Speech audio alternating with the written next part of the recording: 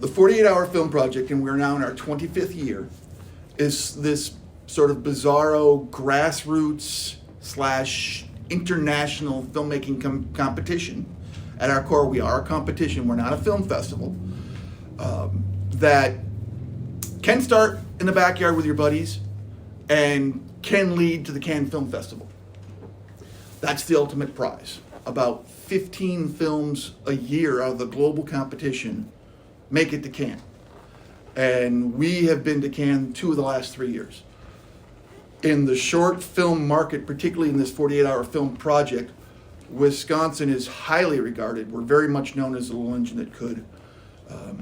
We've had 2 competitions a year for the last 4 or so years, and we have sent 5, 6 films to the Filmapalooza, which is the international round of competition. The way the 48 works is on a given weekend, on a given Friday night, filmmaking teams gather, or representatives of each filmmaking team gather, and as I said, in theory, you pull a genre out of a hat. You pull 2 out. We've tried to do some interesting things, like you reached into literally a 55-gallon bucket of toxic ooze and you pulled out a bone, and the bone had the genre written on it. Our traditional spring 48, those genres will be things such as romance, silent film, western, musical, and so on. For the fall, what we've been calling the Wisconsin thrillers are all horror or sci-fi genres. It's going to be things like undead, or psychological horror, or hope punk in the sci-fi realm. And that's one of the new ones that we've done the last couple of years. And hope punk is this idea that there are people that are, we've been through the apocalypse, and there are people that still believe that we can make a better world. And rather than this is all going to end terribly, still have that belief that this is all going to end well. And we always put out a short paragraph or 2 of, this is what this genre means. Here's examples of this genre in public or in mass media, so that nobody is out there going, I don't know what this is. Mm-hmm. And I will also tell you, it can be done, but we have never disqualified anybody for not adhering to the genre. Because defining what a genre is often so personal, and we try to avoid any of them that would really stick you into a niche. We had a couple years ago, we had a high school team that got disaster film. And they're like, we can't do a disaster film. How are we going to, we're a high school team. And I said, come on, really? You wake up in the morning at prom and you got a big old zit. Mm-hmm. That's a disaster. Sell it. And you can sell it on just about anything. Silent film is one of the regular ones that will pop up. And people will think, well, I don't know all the tropes of a silent film. Well, so do a film that just doesn't have voices. This is an opportunity to stretch yourselves. So you'll draw 2 genres out of a hat, proverbially a hat. You have your choice of doing the horror genre or the sci-fi genre, or combining them. You also have the option of, we had a couple of years ago, in fact, our first team that made it all the way to Cannes, or Cannes, or however they say it, drew romance. And they decided they were going to make it a musical, all on their own. Most teams look at music and go, oh, please God, not musical. This group had a bunch of musicians and a bunch of really good singers. They chose to add musical to their challenge. Now, the reality is they stood out. It made it much more interesting. And that's a really good way to make your film stand out, is to add a challenge. Maybe you got, I don't know, undead film. There's nothing saying it can't be an undead comedy or an undead silent film. So if you as your crew have a sort of, this is where we feel like our strong points are, there's nothing wrong with leaning into that. That said, you are not allowed to do any of the creative work prior to us releasing you on that Friday night, which will take place between 7 and 7:30, we'll get as close to 7 as we can. And then you'll have 48 hours, 48 and a half, because turn-in time is at 7:30. And everybody's right up against that edge of 7:29 and 30 seconds. Although we have had teams turn in at 11 o'clock in the morning. Like, you got, oh, well, no, we're set. But you have to do all the creative work during that period of time. So that means you have to come up with your concept, you have to write your film, you have to, if you're going to do storyboards, which you should, shot list, edit it, score it, any post-production, all of that has to be done legit and legally before your turn in at 7:30. That means if you're using music, you have to have rights to that music. If you're using the Bellin Center, and we can tell it's the Bellin Center, you better have permission to use the Bellin Center. There are releases that you have to fill out. That's part of any real filmmaking process. So that's part of our competition. So all the creative stuff has to be done during that weekend. That said, there are a bunch of things that you can do and should do beforehand. If you want to use this building, I would be talking to that owner and saying, hey, can we use this building? And getting his sign off on that release form tomorrow. That's not considered creative. Coming up with who your crew is not considered creative. Coming up with knowing who your actors are going to be, not considered creative. Any music that you have doesn't have to be created during that weekend, but you have to have the rights to it. So if you're going to have an original score, more often than not now, people do create a score during that weekend. But if you know a band and you want to use the pre-existing work of theirs, that's cool. That's a great way to, again, make yourself stand out. And then, like I said, you have to turn it in digitally. We have an online turn-in process. By 7:30, we have a digital process called Checksum that checks your film so that we know that it's on time. We will always take the last version of your film that you turned in on time. So we suggest if you've got a cut you can live with at 5, turn it in. And then keep working. Turn in your 6:30, turn in your 7, turn in your 7:15. Because you then have the option. Maybe you discovered at your 7:15 that you cut the line. And now your film has to be disqualified because you didn't use the correct line. And I'll get to that in just a moment. Well, when we can go back to your 6:30 film. If you still have it there, that's fine. We'll use that. So I mentioned cutting the line. As I said, you draw your 2 genres. And to make it even harder for people to cheat, it does happen. We know it happens. But it's not, it really kind of defeats the purpose of the competition. But to make it harder for somebody to do that, there are certain requirements, the requireds that you have to have incorporated into your film. We will give you a character. It might be a wedding photographer named Jocelyn, who says, you can call me whatever you want me to call you, or whatever you want to call me. And there is a prop of a cell phone, prop, line of dialogue, character. What am I missing? Prop, character, and the genre. Okay, those are the 4. And those have to be incorporated in your film. You must say the line of dialogue verbatim. If there's an in the middle of that, you can call me whatever you'd like, we have to disqualify you. If you say whatever you'd like and the line of dialogue is whatever you would like, we have to disqualify you. We don't want to disqualify anybody. During that kickoff process, we will probably stop our presentation, maybe even hold up big cards and say, take a photo of this. This is the line. You have to have it verbatim. You do not have to have it said by one person. So I could say, you can call me, and then Jocelyn could say, whatever you'd like, as long as it's those words in that order. That's totally fine. You don't actually have to have it, obviously, if it's a silent film, you can't have it spoken, but you don't have to have it spoken. We just have to consume the line. We've seen it in posters on the back of the wall.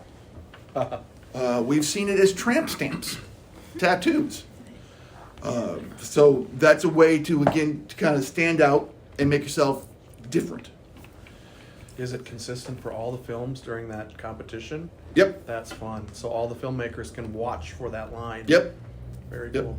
And then they'll all be the same for Wisconsin, but LA might have a different set. Gotcha. In fact, they probably will. But everybody in our time zone will probably have the same set. So us, Chicago, Atlanta. I think Atlanta's still in our time zone.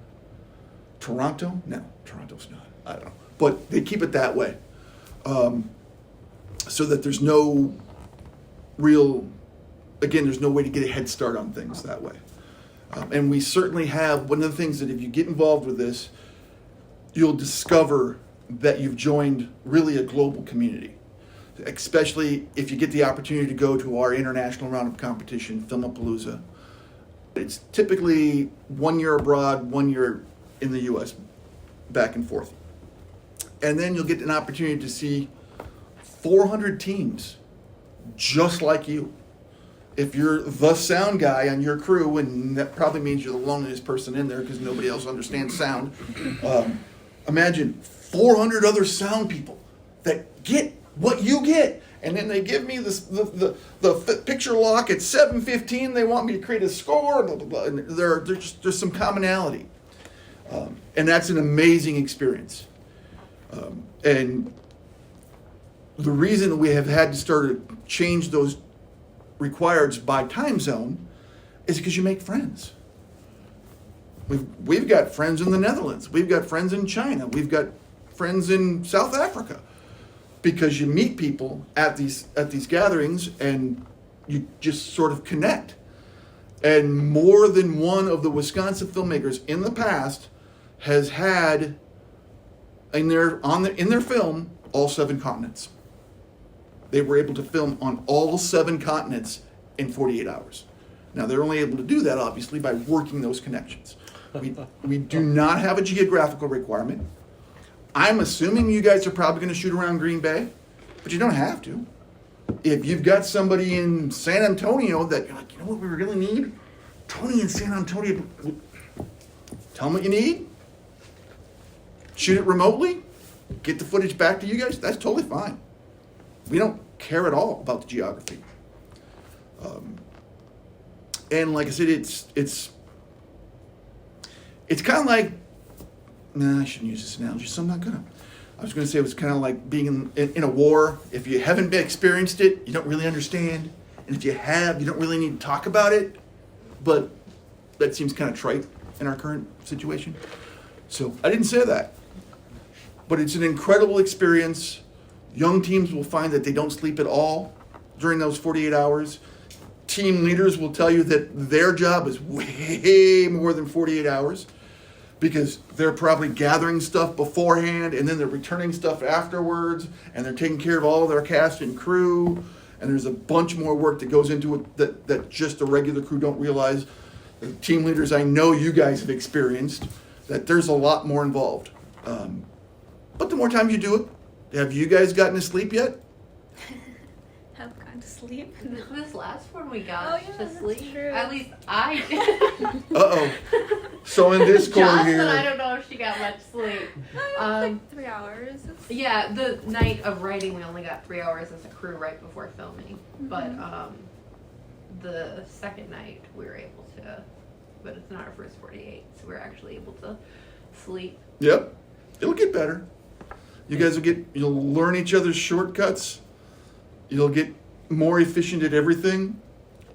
And you'll be one of those teams turning in at 2 p.m. Hope so. I don't know. One of back when we still had physical turn-in, they had to drive to wherever our kickoff location was and hand us a thumb drive. That's cool. And we were still the Madison 48 at that time. He lived in Sheboygan. He was consistently turning in by 2. Wow. So kickoff Friday night in Madison, drive back to Sheboygan, make his film, be ready to turn it in, drive back to Madison from Sheboygan, and be done by 2. It can be done. There are a lot of shortcuts that you guys are already learning, and there are a lot of, I hate to say tricks of the trade, but just parts of the trade. That's kind of the spiel. That's kind of what the 48 is.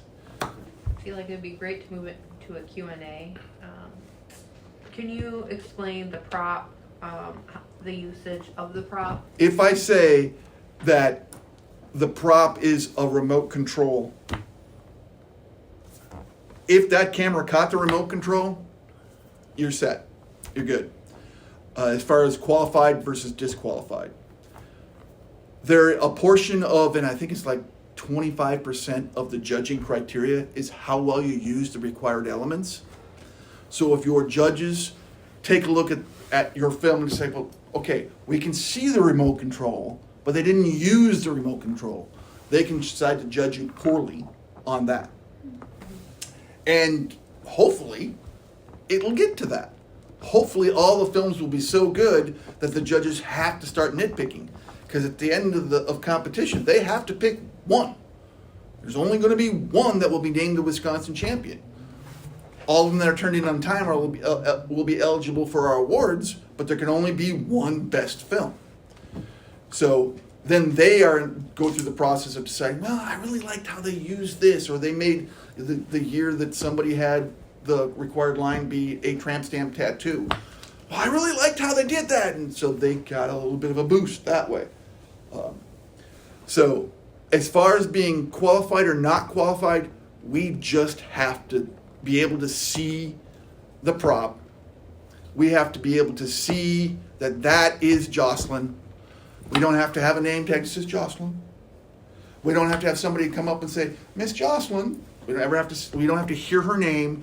Don't make your film worse because you feel like you need to, well, I got to make sure I put that in there that everybody knows. As long as we know that that's the prop, we can see the prop, we can see that we can identify that that's the required character. Sorry for making you my example. And that's Shouldn't have sat here. And that's for like the character. I Yes. feel like one of the examples I've heard you say well is like if there was a bartender, we don't have to have a name tag that says this is Jim Correct. the bartender. Yep. We just have to see him serving Yep. drinks. Yep, correct. You know, if it was a grip, we all know who the grip in the room is, in this room. Thank you. We appreciate your efforts. But, you know, okay, we know that that's the grip.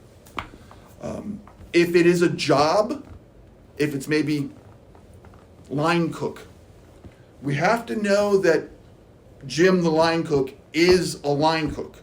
We do not have to see him at a restaurant. We do not have to see him in the kitchen. We just have to be able to establish that in our heads from your narrative. So that could be like a phone call about complaining about his job to a friend. Yep. Now we have to see him. So it can't be the other end of the phone and we never see Jim. You can do the split screen as long as we see them. And it's not like, okay, you need to see him. It's a 7-minute movie, so we need to see him for 25% of the film. We need to see him. We need to see the prop. We need to hear the line verbatim. Again, I would say don't make your movie worse to try to make it overt. Try to use it well. Try to use it creatively.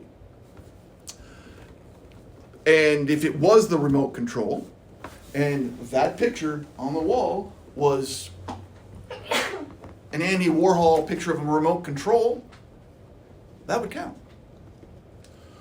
We try to do stuff that we think is a little bit timeless and fun. We don't always have control of that. Headquarters will say, this is what, sometimes they'll dictate what our required elements are. Sometimes they'll say, well, what do you think? I think it was last fall where we had the required element be a recorder. Some people used the musical instrument. Some people used a tape recorder. Some people used a video camera. And we were thrilled with that. We did have to establish that it had to be a thing. It couldn't be, oh, I'm Dave, I'm the recorder. It had to be a prop. But in other cases, we've seen where the prop is a cell phone or something that kind of restricts you to some of your narratives. If it's a cell phone, it's probably not taking place in the 1870s unless you're doing a time travel film. It's probably not taking place in outer space, so we try to not do that. We try to give you something that can fit into almost any genre in any timeline.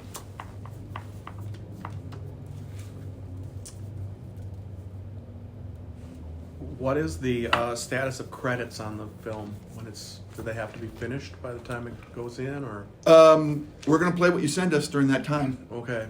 So what used to happen is that we were told that we could give them leeway if they screwed up.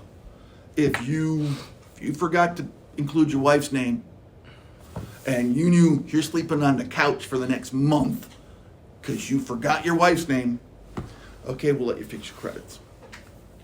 Well, what that became is, they let you fix your credits. So people wouldn't do credits. And then it would come to us after the competition, after that 48-hour window, and say, okay, here are my credits. The teams that actually turned in their complete film were not happy about that, obviously, because I spent 45 minutes of my competition time making the credits. You said it has to be a complete film. It's not a complete film without the credits. Well, that's true. So we've had to close that. And we will allow, in the case of your wife, if you have one. I don't have one. Well, I'll have to get one so I can ruin the credits. In the case of your husband, if you forget to put on him on your credits, what we can do is you can give us a JPEG. And we will replace all of your credits with a single screen that has them all listed in there. It's not good, but you then have to decide, is it better than not giving him credit? And that brings up something else that team leaders will struggle with a lot more than the crew will realize. If there is a problem, our sound is terrible. Can we pull our film? Yeah, you can. But if you pull your film because your sound is terrible, it means your actors are not eligible for anything. It means your special effects team can't win anything. If you pull your film, then the only thing it can be judged is audience favorite. And we will have teams struggle with that in every competition. I'm not happy with this. If you guys as a group decide, you know what, we would rather be late and turn in something we're proud of than turn in something on time that doesn't represent the best that we can do. You can make that decision. You have until, I think we give you another 24 hours. After that, we have to say, look, you're no longer eligible for audience favorite either, because a 72-hour film competing against a bunch of 48-hour films, it's no longer a fair competition. But you have to, the team leaders have to weigh that. Is it worth guaranteeing that your crew can't win anything versus, I don't want to look as good as I could. I would recommend you guys talk about it, but it happens every time. So, long story short, in credits, you should have them. If you don't have them, it's not a disqualifying offense. We will put up a single card with all of them on them if you have that. If you make a spelling mistake, that's on you. I thought of a somewhat crazy scenario. What if you turned in 3 versions, like one at 1 o'clock, one at 3 o'clock, one at 5 o'clock, or 7 o'clock, and in your very last version, you accidentally muted your audio track? Could you go back to the city producers and say, hey, we don't like the edits as much on the second to last one, but can we use it because we completely lost our audio? We'll play whatever version you want us to play. Okay. What we can't do is take the audio from 5 o'clock and put it into the 7 o'clock. We can't edit your film. What we will do, and we've had to tell people we did this, is we will lift or suppress your entire audio track or lighting. If it's, we can't see it, We will not punish our audience for something that you guys did. If the sound is, oh my God, I can't. Okay, well, we're going to push the whole film down because we want to make sure people enjoy their experience as much as they can. And we'll tell you, hey, we had to do this. And then we will probably offer you, hey, do you want to talk to one of our audio people so that we can not have this problem in the future? Again, as I said to you before, we're not trying to trick anybody or trap anybody. We are happy to give as much advice as we can. And I will also say that Catherine and I, have loaned out our gear. We have stuff. And it's a first come, first served basis. And I'll also tell you, it's all spoken for already. But if we can help you make a film in any way that we can, we will. We've had teams come to us and say, oh my God, I just realized I need a swimming pool. Do you have any idea who's got a swimming pool? Okay, yeah, call this person, or this person. But I'm going to do that for everybody. I mean, I would like you all to feel like you're special, but you're all special. I'm not going to do anything I wouldn't do for anybody else. You mentioned the special effects team and the acting team could get recognized or awards for the thing. Mm-hmm. What other type of awards are there with the... We give out about 25 awards. Okay. It's a very much an Oscars style awards set of categories. The one in the spring is a little more formal. Catherine and I will literally be dressed in sequins and a tux during that one.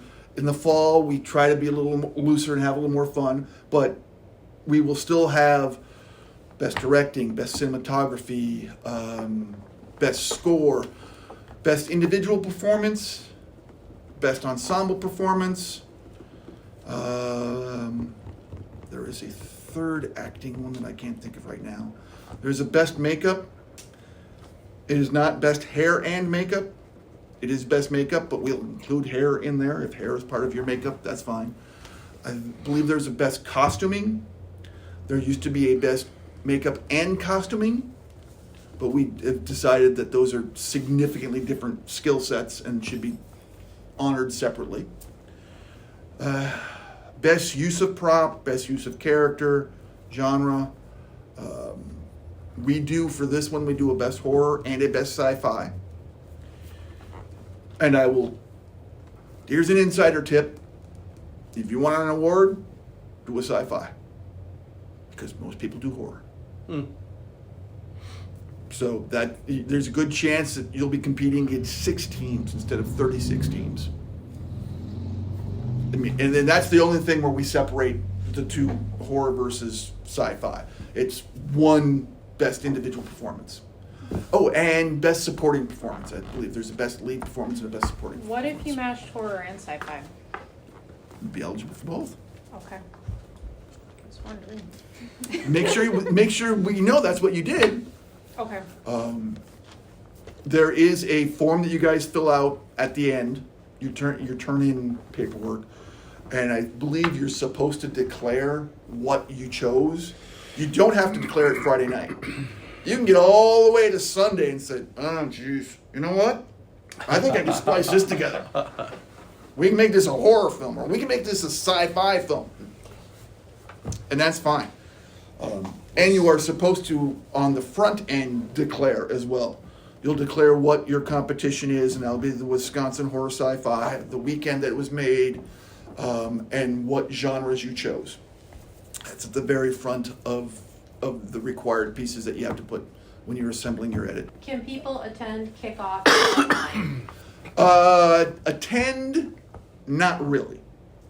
We intend to have a live stream. That will be for entertainment purposes only. There won't be any way for you to interact with us because we've tried that and it was a disaster. And then we will send an email out usually within half an hour so usually by 7:30 we've sent an email out to all the team leaders. Here's what everybody had for a genre. Here's in print what the required prop, line, and dialogue were. If you know I can't be there, I can't send one of my team. Tell us in advance, and we will help you find a representative. That representative cannot be me, and it cannot be Catherine, but it could be Liza, the blue-haired woman that works with us a lot. As long as it's not me or Catherine, they can do the genre pull for you. So if I practically live next to Lake Superior and don't want to drive to Madison, I can Let us know. contact you.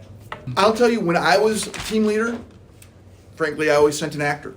I wanted the rest of my crew gathered, and as soon as we knew what the required elements were, okay, who, and we'd be thinking about that, so that the minute the clock started ticking, everybody but some actor who wasn't going to be involved in that process, we could be in the same place and working together. Wow. Alright. Sounded like the end of somebody's clutch. But having been through the process now as a community producer, there is definitely an energy. There is a value to being there in person. For you guys, it may not be possible, and we understand that. We are one of the few communities globally that does allow that. Some of the other ones, like Indra in Arnhem, she has a team that regularly competes from 800 miles away. They fly in Wow. because they do not allow them to not be there. That's one of the things we went to headquarters and said, if we're going to represent the whole state, this is part and parcel of representing the whole state. We have to figure out a process. Where we will be at this time, I believe we will have a very good internet, so our live stream should be pretty good. But we do have to have somebody there to represent you. Where is main headquarters For our competition, for just or globally? globally? Globally, Washington, D.C. Okay. And the first 2 or 3 years, Mark, who founded the thing, was also a competitor. Very cool. It literally started out as he and a bunch of friends had an idea. Do you think we can do this? And this was back when they were still, a lot of people turned in film. So they would shoot it, develop it, Oh my God. physically edit it, and turn in was Sunday night, and they were showing them on Thursday. And they've been doing this for 25 years? 25 years. Okay. Are you familiar with the Wisconsin movement at one point? Yep. When did that fall into play? Or I've heard of it. because there but was a it Kino group that was national as well. Yeah. And that's where I got a chance to partake in some 48-hour film challenges through that process. Okay. Well, I know Mark has said that we are the world's oldest and largest. Okay. Because it does not exist anymore. Yeah. And So I haven't heard anything about Kino as a whole either. I've heard of it, but that's it. I think I just don't hear any new stuff. Yeah. I think honestly, headquarters is very good at protecting their copyright. Mark's training is he's a DC attorney. He's really good. So there have been a couple of other competitions that have popped up around the state that have called themselves the 48-Hour Film Festival. Yeah, you can't do that. There's already this thing called the 48-Hour Film Project. What about the 72 hour? As long as I think it's 5 differences. So there are a number of copycats out there. 72 hours, not part of us. My brother partook in that in Seattle, and I was like, what? He had 3 days to film, they had a week to write, and they had a week to edit. Well, there's 3 differences right there. Wow. Yeah. So, but So now, once you turn your film in, they don't have a celebration of the films that weekend at the end of the 48 hours. When do they do it? our world premieres will be October the 25th. Okay. And that 2 weeks after. 2 we weeks used to do, after. yes, 25th, which is a Saturday. It'll be actually at the Bartell Theater, which is where our awards have been the last couple of times. When we started, we were still doing, as producers, we were getting your films on Sunday night and having our screening on Thursday.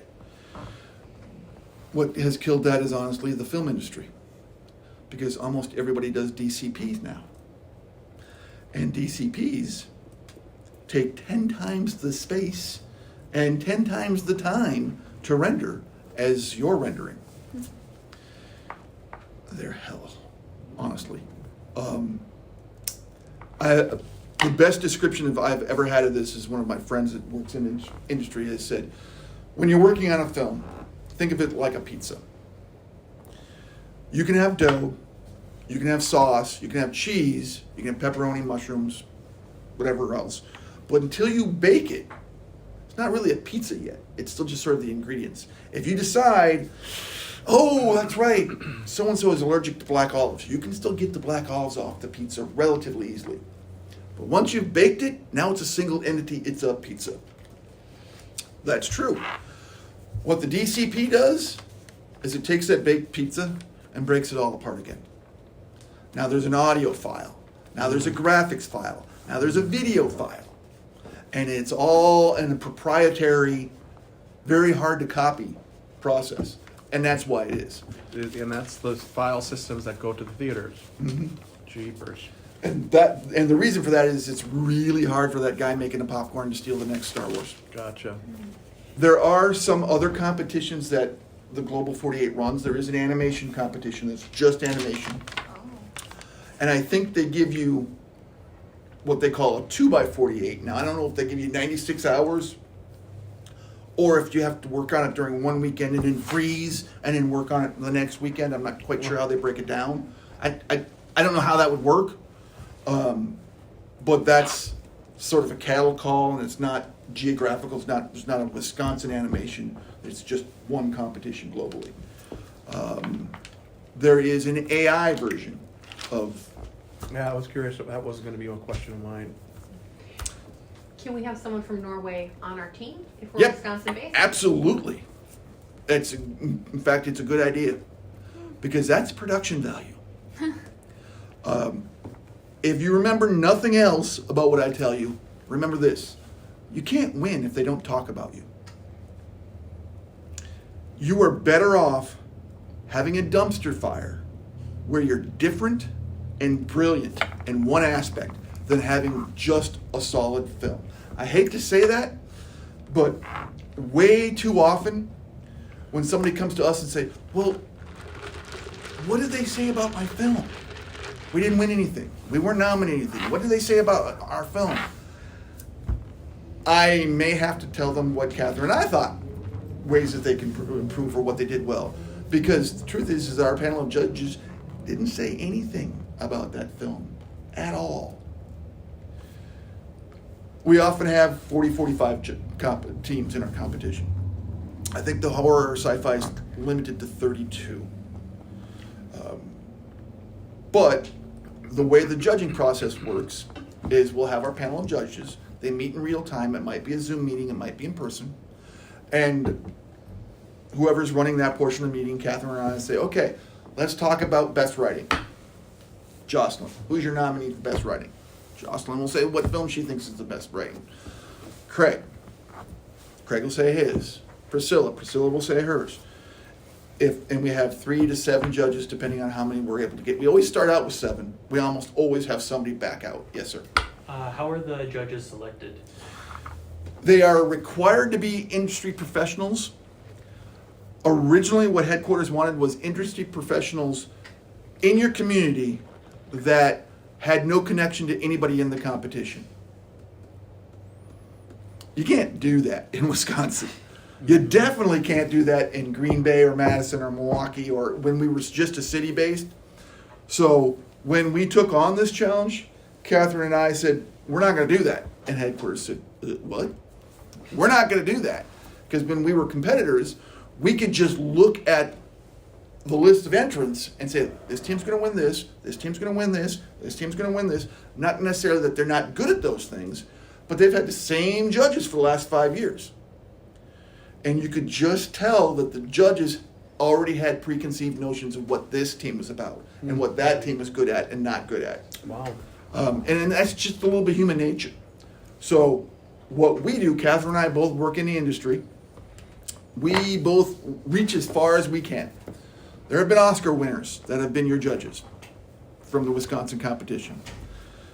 So I will go to my makeup artist boss and say, hey, would you be willing to? Or the art director. So we reach as far as we can. And we have never had the same judging panel twice.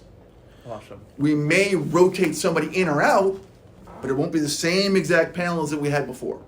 And we do that on purpose because we don't want them to have a preconceived idea as a group. This group does this group does that.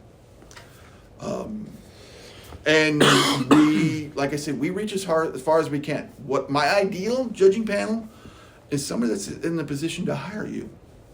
That's who I want. I want someone to notice you and say, I really liked this. How can I get in touch with them? And that has happened. It happens more as film becomes less and less LA, New York, even Chicago, and more digital. One of our judges was a multiple Oscar winner, is special effects and colorist, and he lives in Wisconsin. He's got a really good dish, and he uses Starlink, I think, but the technology's gotten to the place that he doesn't have to live in LA anymore. So that's our judging process. They have to have a real-time competition.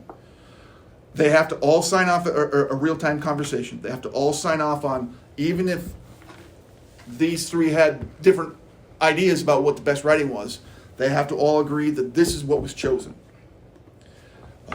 And they debate it.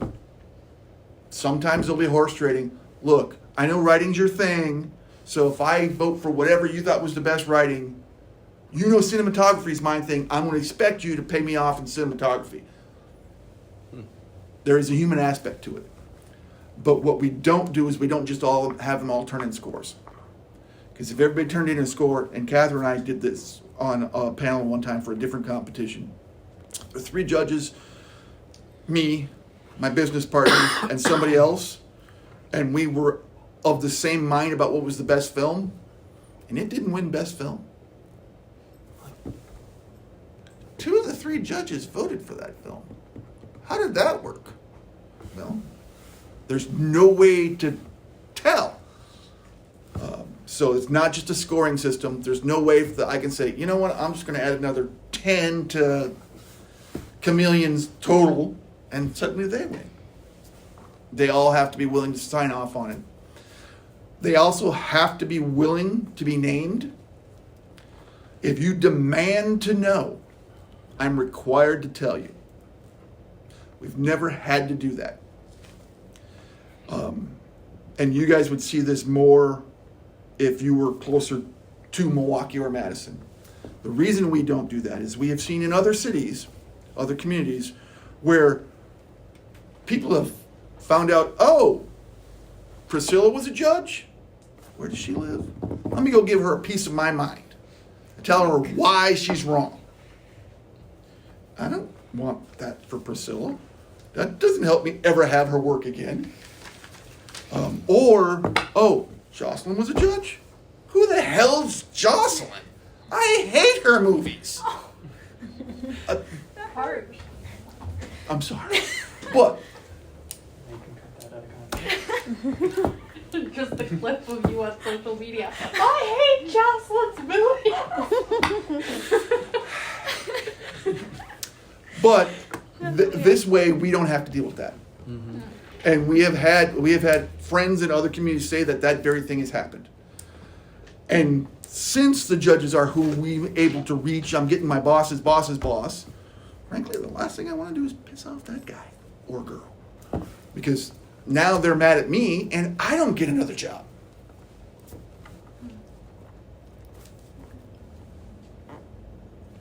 This is where you're going to have to start calling on people, or some of these people are never Well, going to speak up.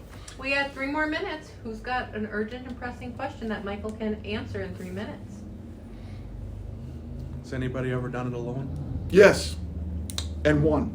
Excellent. I like that. The largest team that I know of in Wisconsin was 44. Wow. And it wasn't that hard. I never had less than 40 Really? Wow. because I always had a plan. What am I going to do if I get musical? I can't carry a 2 in a bushel basket. I'd love to have you on my team. You might be the lead. Might be making sandwiches, but I will find a job for you. Mm. And the largest that we know of was 221 Oh, wow. with 100 horses. Oh, okay. Wow. And In we- Wisconsin? no. Get 100 cows.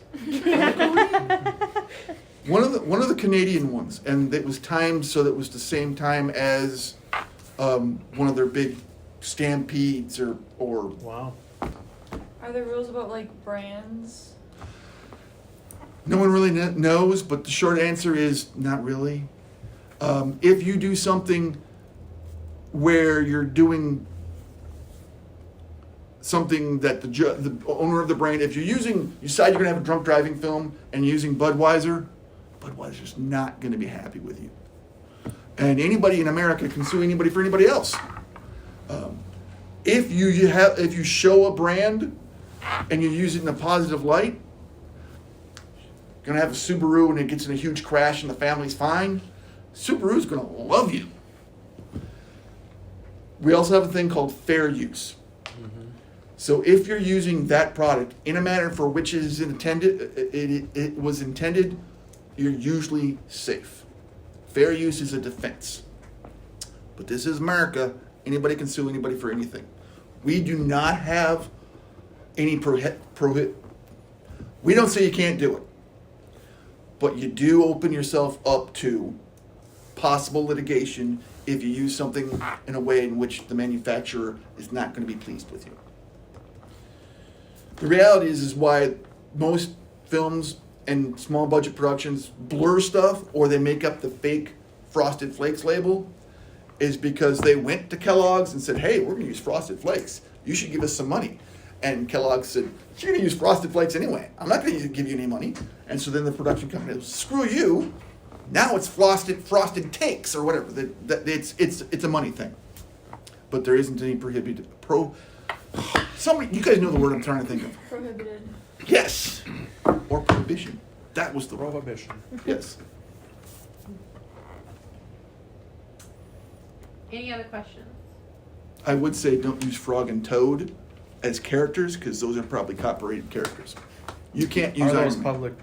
I don't know about Frog and Toad specifically. They might be old enough that they're in the public domain. They might be. But that's on you to look up. All right. Well, thank you, Michael. I Absolutely. think that's a wrap on this.